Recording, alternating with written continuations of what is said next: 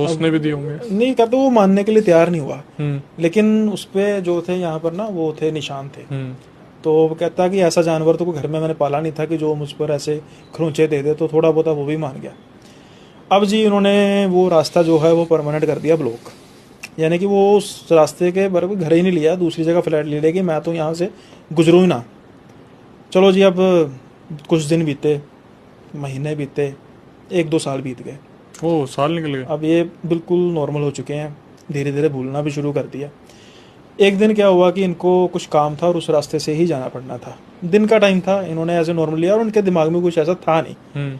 और ये पास से गुजरे हैं, थोड़ा सा बस स्टॉप की तरफ वो ध्यान गया, लेकिन अपने नॉर्मल काम से गुजरे। लेकिन इनकी जो किस्मत ऐसी कि रात को आते आते थोड़ा सा टाइम हो गया, और वो ज़्यादा ही टाइम हो गया, मतलब कि 11 बजे के आसपास। अब ये उस रास्ते से जा रहे हैं।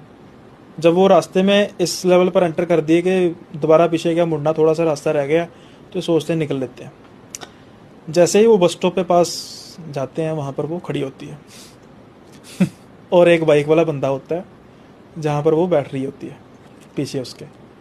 अब वो कहते हैं कि भाई इतनी हिम्मत तो मुझ में आ चुकी थी 2 साल में कि मैं परमात्मा की तरफ भी मेरा ध्यान था, मैंने हिम्मत की, मैंने कहा इसको नहीं मरने देना, इसको नहीं मरने दूंगा। अब उसको आवाज़ लगाते हैं, वो सुनता नहीं है।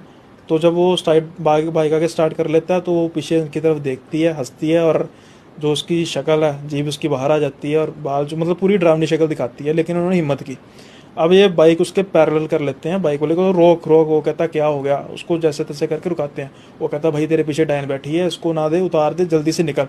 वो कहता क्या बकवास कर रहा है, कहता मेरे पीछे तो कोई भी नहीं। आसपास दिखता है। कहता क्या बात कर रहे हो, कहता कहानी तुझे बाद में बताऊंगा, यहाँ से निकल पहले।